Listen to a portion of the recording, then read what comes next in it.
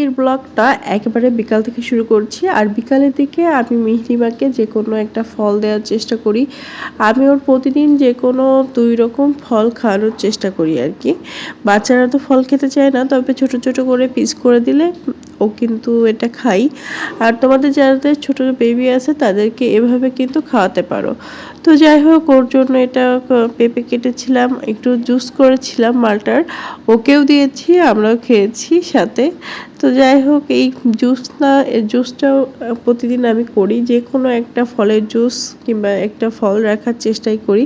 তো আজকে একটু মিষ্টি জাতীয় জিনিস বানাবো। তো কি বানাবো ভাবছিলাম অনেকদিন, বাসায় অনেকটা পাউরুটি ছিল, তো ভাবলাম যে একেবারে শাহি টুকরাই তৈরি করে ফেলি।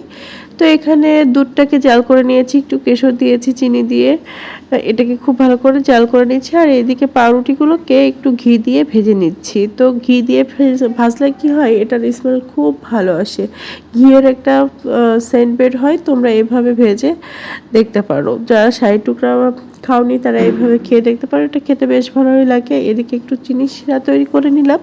চিনি শিরাতে এই পাউরুটিগুলোকে একটু ভিজিয়ে নিব, এই জন্যই চিনি শিরাটা তৈরি করেছি। তো চিনি শিরাটাকে এভাবে তৈরি করে নিয়ে এটার ভিতরে একটু লেবুর রসও দিতে পারো, তাহলে এই যে চিনির যে মানে জমাট বাঁধাটা এটা আর হবে না। তো এর ভিতরে দিয়ে পাউরুটিগুলোকে একটু ভিজিয়ে নিয়েছি। আর এদিকে আমার দুধটা খুব সুন্দর গাঢ় হয়ে গিয়েছে। এখন পাউরুটিগুলোকে খুব ভালোভাবে সেট করে আমি দুধটা উপর থেকে দিয়ে ফ্রিজে রেখে দিব। তো ফ্রিজে রেখে দিয়ে এটাকে ঠান্ডা করে খাবো। আর এইদিকে দেখো, অনেকগুলো চিকেন ফ্রাই আর ফ্রেঞ্চ ফ্রাই এনেছে, তো এগুলো সবাইকে দিব সন্ধ্যার দিকে, সবাই এগুলোই খাবে। তো এখানকার এই ফ্রেঞ্চ ফ্রাই আর চিকেন ফ্রাইটা কিন্তু বেশ মজার। বিশেষ করে চিকেন ফ্রাইটা খুবই ভালো লাগে, কারণ উপরে আসলে অতটা লেয়ার নাই, বেশ ভালো।